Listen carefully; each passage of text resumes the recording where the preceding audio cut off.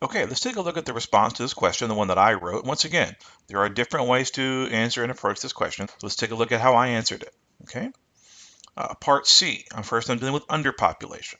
Underpopulation can be countered by adopting pro-natalist policies.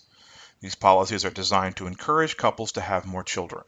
Russia has used policies which give couples cash incentives and generous leave for having children.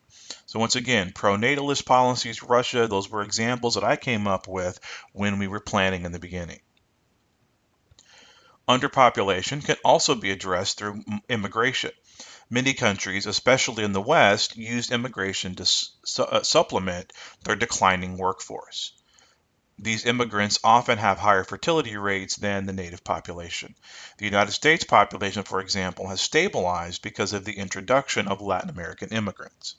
So once again, dealing with underpopulation, dealing with immigration, which was one of my concepts that I wrote down in the beginning. Okay? Overpopulation is often dealt with through anti-natalist policies. These policies are designed to prohibit couples from having many children. A common policy is to provide greater access to family planning and contraception. These types of policies have worked well in parts of India and Bangladesh. Some policies, such as China's one-child policy, may provide harsh economic penalties for having more than one child, have also been effective, but have caused many negative consequences. In general, overpopulation becomes less of a problem as societies empower women and improve women's access to education. So once again, we're incorporating concepts that we wrote down in the beginning.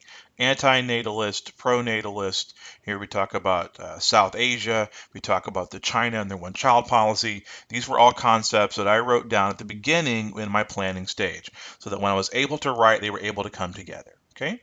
So what does this look like in terms of the question? So we need three policies. So there's one, which is pro-natalist policies. Let me give an example. Here we have the uh, immigration point, which is a separate policy. Immigration policies can be used for that. And then we have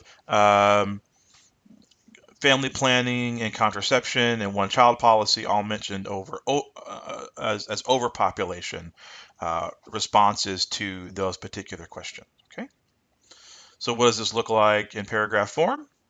So here we have our question, and we have our three kind of big chunky paragraphs that talk about this concept. Okay. At this point, you are done writing. You've written your essay, you've responded, and so you should do one last real quick review and then move on to the next question.